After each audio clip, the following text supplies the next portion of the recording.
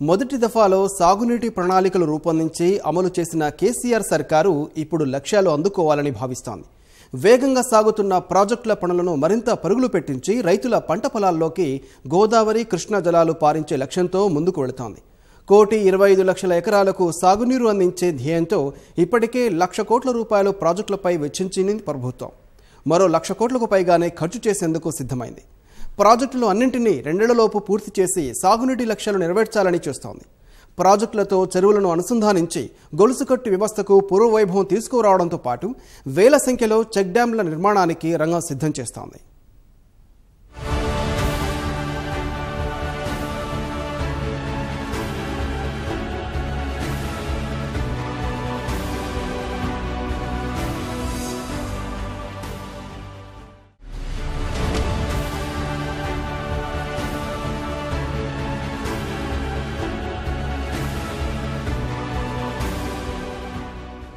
నీళ్లు, నిధులు, నియామకాలే లక్ష్యంగా సాగిన ప్రత్యేక రాష్ట్ర ఉద్యమం అనంతరం తెలంగాణ ఏర్పాటైంది.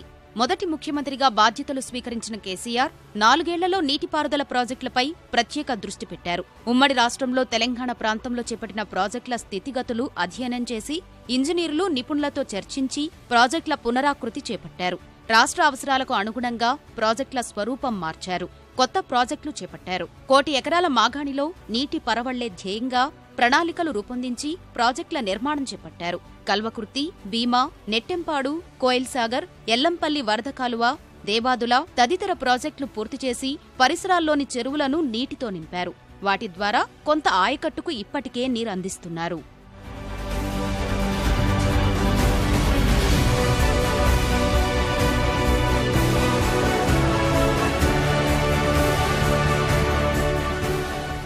రెండోసారి అధికార పగ్గాలు చేపట్టాక నీటిపారుదల రంగంపై కేసీఆర్ ప్రత్యేక దృష్టి సారించారు. ప్రాజెక్టుల్ని స్వయంగా పర్యవేక్షించాలన్న ఉద్దేశంతో నీటిపారుదల శాఖ తన వద్దే ఉంచుకున్నారు.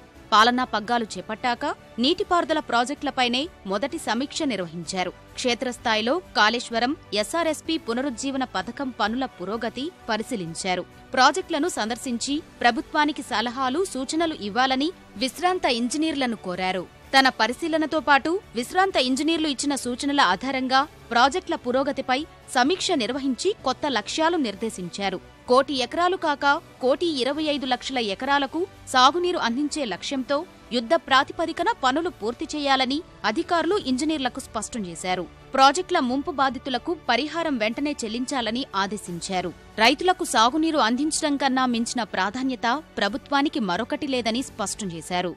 కృష్ణానదిలోకి ఇవాళ అధ్యక్ష ఇవాళ పట్టిసీమ ప్రాజెక్టు కట్టుకున్న అధ్యక్ష ఆంధ్ర వాళ్ళు పట్టిసీమ ప్రాజెక్టు కట్టుకొని కృష్ణా డెల్టాకు రంది లేకుండా చేసుకున్నారు వాళ్ళు. అదే ఖమ్మం జిల్లాలో 2.5 లక్షల ఎకరాల ఎన్ఎస్పీ భూముల్ని ఈరోజు నేను ఛాలెంజ్ చేసి చెప్తా ఉన్నా అధ్యక్ష. మొన్ననే నేను రివ్యూ చేసి ఆదేశం కూడా ఇచ్చినాం సీరియస్గా. సరే సీతారామ కాలువలు మెయిన్ కాలువ అయినా మిగిలిన కాలువలు టైం పడుతుంది, కానీ ఎన్ఎస్పీ ఆయకట్టు చాలా ఇబ్బందులు ఉన్నాం. కృష్ణాలో నీళ్ళు లేవు, పొద్దులేస్తే పంచాయతీ ఉంది. వాళ్ళు పట్టిసీమ ఎట్లయితే కృష్ణా డెల్టాకు తెచ్చుకున్నారో తక్షణం నాగార్జున సార్ కాలువ గలపండి ఖమ్మంలో అని చెప్పినాం అధ్యక్ష. యుద్ధ ప్రాతిపదికన జరుగుతూ ఉన్నది. మొన్ననే 1,500 హెక్టార్ల అటవీ భూమి కూడా క్లియరెన్స్ కూడా వచ్చినది. దాని మీద స్టేక్ పోయినారు, అవన్నీ కూడా పోయినాయి, తెచ్చినాం. ఈ వర్షాకాలంలో అధ్యక్ష జూన్ కాకపోతే జూలై మాసంలో మీ జిల్లాలో బట్టి విక్రమార్క గారు నాగార్జున సాగర్ ఆయకట్టుకు గోదావరి నీళ్లు ఇయ్యబోతా ఉన్నామని చెప్పి నేను సంతోషపూర్వకంగా చెప్తా ఉన్నా. ఆ రైతు ఎంతసేపు సాగర్ ఎడమకాల వైపు, నాగార్జున సాగర్ వైపు ఎదురు చూసేటువంటి దుస్థితి లేకుండా మీ జిల్లాకు మీ నాగార్జున సాగర్ ఆయకట్టుకు మీ మధుర నియోజకవర్గానికి కూడా నీళ్లు ఇయ్యబోతా ఉన్నాం. This is challenge as chief minister I'm telling అని చెప్పి మనం చేస్తా ఉన్నాం అధ్యక్ష. This is our commitment. ఇది మాకున్న కన్విక్షన్. ఇట్లా మేము ప్రయత్నాలు చేస్తా ఉన్నాం. మేము గాల్లో ఆకాశంలో మాట్లాడతలేమండి. 1,25,00,000 ఎకరాలకు సాగునీరు అందించేందుకు 2.25 లక్షల కోట్ల అంచనా వ్యయంతో కేసీఆర్ సర్కార్ నీటిపారుదల ప్రాజెక్టులు చేపట్టింది. ప్రభుత్వ లెక్కల ప్రకారం ఇప్పటికే 1,00,000 కోట్లు ఖర్చు చేశారు. ప్రాజెక్టుల నిర్మాణం కోసం దాదాపు 80,000 కోట్లు, భూసేకరణ, ప్రత్యామ్నాయ అడవుల పెంపకం కోసం మరో 22,000 కోట్లకు పైనే ఖర్చు చేశారు. ఈ ఆర్థిక సంవత్సరం చివరికి రాష్ట్రావతరణ అనంతరం నీటిపారుదల ప్రాజెక్టులపై చేసిన ఖర్చు 1.7 లక్షల కోట్లు దాటుతుందని అంచనా. అవసరాలకు అనుగుణంగా అన్ని బడ్జెట్లలోనూ నీటిపారుదల రంగానికి భారీగా కేటాయింపులు చేశారు. ఇటీవల ప్రవేశపెట్టిన ఓటాన్ అకౌంట్ బడ్జెట్లోనూ 22,500 కోట్లు కేటాయించారు. బడ్జెట్ నిధులపైనే ఆధారపడకుండా కార్పొరేషన్లు ఏర్పాటు చేసి వివిధ సంస్థలు బ్యాంకుల నుంచి రుణాలు తీసుకుని ప్రాజెక్టులకు అవసరమైన నిధులు సమకూరుస్తున్నారు. రాష్ట్ర ప్రభుత్వ నీటిపారుదల ప్రణాళికల్లో కీలకమైన ప్రాజెక్టు కాళేశ్వరం. 80,000 కోట్లకు పైనే వ్యయం చేస్తున్నారు. 2 ఏళ్లలో ప్రాజెక్టు పూర్తి చేయాలన్న సంకల్పంతో ఉన్న సర్కార్ ఇప్పటికే 40,000 కోట్లకు పైగా ఖర్చు చేసింది. కాళేశ్వరం ప్రాజెక్టులో మేడిగడ్డ నుంచి శ్రీపాద ఎల్లంపల్లి సాగర్ వరకు ఉన్న మొదటి లింకులో 90% పనులు పూర్తవగా, ఎల్లంపల్లి నుంచి మధ్యమానేరు వరకున్న 2వ లింక్ దాదాపు పూర్తయింది. ఏప్రిల్ నాటికి ఈ 2 లింకులు పూర్తి చేయాలని లక్ష్యంగా పెట్టుకున్నారు. ఏప్రిల్ నెలాఖరుకి మేడిగడ్డ ఆనకట్ట నిర్మాణం పూర్తి చేయాలన్న లక్ష్యంతో ఉన్న ప్రభుత్వం వర్షాల్లోపు వెట్రన్ చేయాలని భావిస్తోంది. కాళేశ్వరం ప్రాజెక్టుల పనుల పురోగతిని పక్షం రోజులకోసారి సీఎం కార్యాలయ కార్యదర్శి స్మితా సబర్వాల్, ఓఎస్డీ శ్రీధర్ దేశపాండే ప్రత్యక్షంగా పరిశీలిస్తున్నారు. సమస్యలు అక్కడికక్కడే పరిష్కరిస్తున్నారు. కాళేశ్వరంలో భాగమైన కొండపోచమ్మ సాగర్ కాలువ పనులకు ప్రభుత్వం ఇటీవల పరిపాలనా అనుమతులు ఇచ్చింది. త్వరలో టెండర్లు పిలిచి పనులు ప్రారంభించనున్నారు. మల్లన్న సాగర్ భూసేకరణ ప్రక్రియ ఊపందుకోనందున అన్ని రీచుల్లోనూ పనులు ప్రారంభానికి ప్రణాళికలు రచిస్తున్నట్లు ప్రభుత్వ వర్గాలు చెబుతున్నాయి. కాళేశ్వరం జలాలతో శ్రీరామసాగర్ ప్రాజెక్టు నింపాలన్న ఉద్దేశంతో చేపట్టిన పునరుజ్జీవన పథకం పనులు వేగంగా సాగుతున్నాయి. మధ్యమానేరుకు వచ్చే కాళేశ్వరం జలాలను 3 ఎత్తిపోతల ద్వారా ప్రాజెక్టులోకి తరలించేలా చేపట్టిన పనులు జూన్ నాటికి పూర్తవుతాయన్న ఆశాభావంతో ప్రభుత్వముంది. కనీసం 2 ఎత్తిపోతలు పూర్తయినా నీటిని తరలించి ఎస్ఆర్ఎస్పీ పూర్తి ఆయకట్టుకు నీరివ్వొచ్చనేది ఆలోచన.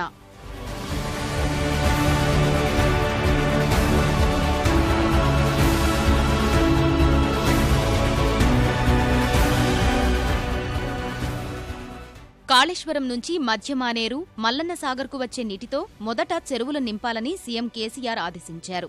ప్రాజెక్టు కాలువలపై తూములు నిర్మించి ఫీడర్ ఛానళ్లు సిద్ధం చేసి ఎస్ఆర్ఎస్పీ 2వ దశ వరకు చెరువులు నింపాలని స్పష్టం చేశారు. తుమ్మిడిహట్టి వద్ద కూడా ప్రాణహిత ఆనకట్ట నిర్మాణానికి సంబంధించి కొన్ని అంశాలపై సమగ్ర అధ్యయనం చేసి ఈ ఏడాదే పనులు ప్రారంభించాలని ప్రభుత్వం భావిస్తోంది.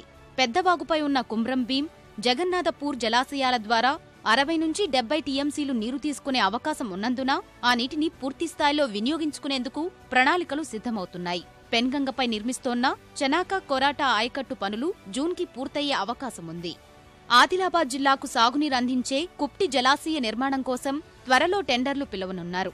లెండి ప్రాజెక్టుకు సంబంధించి భూసేకరణ ఖర్చు భారీగా ఉండడంతో ప్రభుత్వం అంతగా ఆలోచించడం లేదు. దేవాదుల పనులు వేగంగా చేశారు. 1-2 దశలకు సంబంధించిన డిస్ట్రిబ్యూటరీ నెట్వర్క్ పనులు కొనసాగుతున్నాయి. ఆయకట్టుతో పాటు 800 చెరువులు నింపేలా ప్రణాళికలు రూపొందించారు. దేవాదుల నీటిని తరలించే రామప్ప, లక్నవరం, ఘనపూర్, పాకాల కాలువ పనులు ఈ వేసవిలోనే పూర్తి చేయాలని లక్ష్యం పెట్టారు. దేవాదుల ప్రాజెక్టులో భాగంగా నిర్మించ తలపెట్టిన పాలకుర్తి, ఉప్పుగల్లు, చెన్నూరు జలాశయాలకు త్వరగా టెండర్లు పిలిచి పనులు ప్రారంభించాలని నిర్ణయించారు. 3వ దశలో భాగంగా 3వ ప్యాకేజీలో అక్కడున్న పరిస్థితుల కారణంగా భూగర్భంలో కాక ఓపెన్ పంప్ హౌస్ నిర్మించాలని నిర్ణయించారు. 31 మెగావాట్ల సామర్థ్యం కలిగిన 3 పంపులతో పంప్ హౌస్ నిర్మాణం పూర్తయితే మరో 25 టీఎంసీల నీటిని అదనంగా తీసుకోవచ్చు. తుపాకులగూడెం ఆనకట్ట పూర్తయితే 365 రోజులు నీరు ఎత్తిపోసేందుకు వెసులుబాటు ఉంటుందని ఇంజనీర్లు చెబుతున్నారు.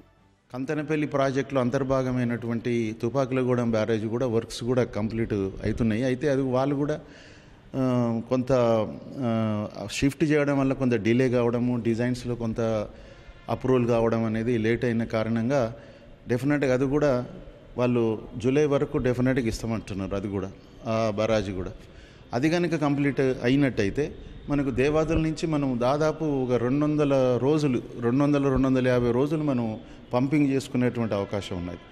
అయితే దేవాదులో మనకు 6.25 6.25 లక్షల ఎకరాల ఆయకట్టు ఉన్నది. ఈ మొత్తం ఆయకట్టులో కొంచెం డిస్ట్రిబ్యూషన్ నెట్వర్క్ కొంత ల్యాండ్ అక్విజిషన్ ప్రాబ్లంతో ఇంకా కొంత అక్కడక్కడ పనులు ఆగి ఉన్నాయి. వాటి మీద ఇప్పుడు ప్రభుత్వం టోటల్ శ్రద్ధ పెట్టి మేము కూడా చూసి రావడం జరిగింది.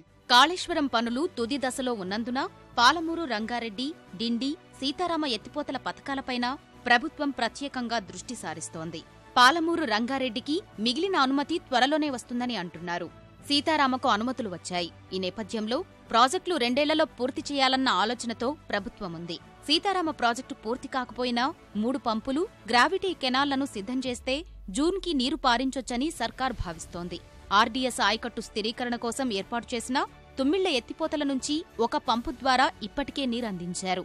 వచ్చే సీజన్ నాటికి 2వ పంపు కూడా సిద్ధం చేసి 2 ద్వారా నీరు అందించే యోచనలో ప్రభుత్వం ఉంది. జోగులాంబ గద్వాల జిల్లాలోని గట్టు ఎత్తిపోతల పథకానికి టెండర్లు పిలవనున్నారు.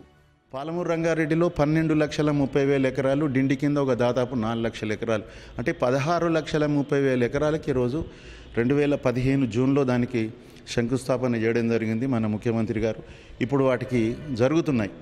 అయితే కొంత అక్కడ ల్యాండ్ ఎక్విజిషన్, భూసేకరణ విషయంగా కానీ, కొంత ఫండ్స్ ప్రాబ్లం కానీ పనులు అంత వేగవంతంగా జరగడం లేదు. అవి కనుక మనకు వాటికి భూసేకరణ తర్వాత ఫండ్స్ వేగవంతం చేసినట్టయితే, అది కూడా కాళేశ్వరం ప్రాజెక్ట్ ఎట్లయితే జరుగుతున్నదో తప్పకుండా ఇది కూడా అదే వేగంగా జరుగుతాయని భావిస్తున్నాను. అయినప్పటికీ కూడా అక్కడ ఉన్నటువంటి స్టేట్ ఫండ్స్తోని పనులు అన్ని రిజర్వాయర్లు ఎక్సెప్ట్ ఒక లక్ష్మీదేవిపల్లి తప్పించి మిగతా అన్నిటి కూడా టెండర్ పిలవడం జరిగింది. అన్ని రిజర్వాయర్లలో కూడా వర్క్స్ జరుగుతున్నాయి. కానీ వేగం మటుకు పుంజుకోవాలంటే మటుకు డెఫినెట్గా దాన్ని కూడా ఒక కార్పొరేషన్లో చేయాలనేటువంటి ఆలోచనతో ప్రభుత్వం ఉన్నట్టు తెలిసింది. గొలుసుకట్టు చెరువుల వ్యవస్థ పూర్తి స్థాయిలో పునరుద్ధరించడం సహా ప్రతి నీటిబొట్టును ఒడిసిపట్టే లక్ష్యంతో మిషన్ కాకతీయ ద్వారా చెరువుల పునరుద్ధరణ కార్యక్రమాన్ని ప్రభుత్వం చేపట్టింది. ఇప్పటికే 4 విడతల్లో 60-70% చెరువులు పునరుద్ధరించారు. మిషన్ కాకతీయలో నీటి నిల్వ సామర్థ్యం పరంగా చూస్తే 90% చెరువులు పునరుద్ధరణకు నోచుకున్నాయి. 1974లోనే అప్పటి బచావత్ అవార్డు ప్రకారం తెలంగాణ చెరువులకు 2 బేసిన్లలో కలిపి 265 టీఎంసీల కేటాయింపు ఉంది. ఈ నేపథ్యంలో నదులు, ప్రాజెక్టుల నీటితో చెరువులు ఏటా 2 మార్లు నింపేలా చర్యలు తీసుకోవాలని ప్రభుత్వం నిర్ణయించింది. ప్రాజెక్టులు, వర్షపు నీరు నేరుగా చెరువులకు చేరేలా ప్రణాళికలు రూపొందించాలని ముఖ్యమంత్రి ఇప్పటికే అధికారులను ఆదేశించారు. గొలుసుకట్టులో మొదటి చెరువుకు నీరు అందితే మిగతా చెరువులకు నీరందేలా ఫీడర్ కెనాల్స్ సిద్ధం చేయాలన్నారు. చెరువులకు ఈ వర్షాకాలంలోనే నీరందించాలని అధికారులకు లక్ష్యం నిర్దేశించారు. చెరువుల పునరుద్ధరణ సహా వాగులు, వంకలపై పెద్ద సంఖ్యలో చెక్డ్యాంల నిర్మాణానికి ప్రభుత్వం సిద్ధమవుతోంది. అందుకోసం నేషనల్ రిమోట్ సెన్సింగ్ ఏజెన్సీ సహకారంతో శాస్త్రీయ విధానంలో అధ్యయనం చేశారు. కనీసం 2 మార్లు నిండే అవకాశమున్న చోట ఇతర చెరువులకు ఆటంకం లేకుండా చెక్డ్యాంల కోసం స్థలాలు గుర్తించారు. సంవత్సరం అంతా కూడా ఈ లైవ్గా ఉండాలి. ఈ స్ట్రీమ్స్ అన్ని లైవ్గా ఉన్నప్పుడు ఎన్విరాన్మెంట్ డెవలప్ అవుతుంది, ఫిషరీస్ వస్తుంది, మిగతా గ్రౌండ్ వాటర్ బాగా ఇంప్రూవ్మెంట్ జరుగుతూ ఉంది అనే ఉద్దేశంతోనే రాష్ట్ర ముఖ్యమంత్రి గారు మమ్మల్ని అందరినీ కూడా ఈ చెక్ డ్యామ్స్ లొకేషన్స్ ఎక్కడెక్కడ ఫీజిబిలిటీ ఉంటుంది ఐడెంటిఫై చేయమన్నారు. దాని ప్రకారం మనం ఎన్ఆర్ఎస్సి సహాయంతో అన్నీ ఐడెంటిఫై చేయడం జరిగింది. 1986 నుంచి 2013 వరకు పడ్డ వర్షపాతం దృష్టిలో పెట్టుకొని క్యాలిక్యులేట్ చేసి దాంట్లో 50% డిపెండబిలిటీని తీసుకున్నాం మనం. ఈ మేజర్ చెరువులు, మేజర్ చెక్ డ్యామ్స్ ఉన్న ఏరియాలు మనం ఇప్పుడు కట్టే చెక్ డ్యామ్స్ వల్ల వాటికి వచ్చే ఇన్ఫ్లోస్ ఎఫెక్ట్ కాకూడదు. ఆ ఉద్దేశంతో డిపార్ట్మెంట్ ఏంటంటే ఫస్ట్ ఇన్స్టాల్మెంట్గా మొదటగా ఒక 1200 చెక్ డ్యామ్స్ టేకప్ చేద్దామనేసి అనుకున్నారు ఈ సంవత్సరం. పెద్ద ప్రాజెక్టులను వేగంగా పూర్తి చేయడంతో పాటు చిన్న నీటిపారుదల వ్యవస్థను పటిష్టం చేయడం ద్వారా సాగునీటి లక్ష్యాలు అందుకోవాలని కేసీఆర్ సర్కార్ భావిస్తోంది. బడ్జెటేతర నిధులు కూడా సమకూర్చుకుని ప్రాజెక్టుల నిర్మాణ పనులు త్వరగా పూర్తి చేసేలా ముందుకెళ్తోంది.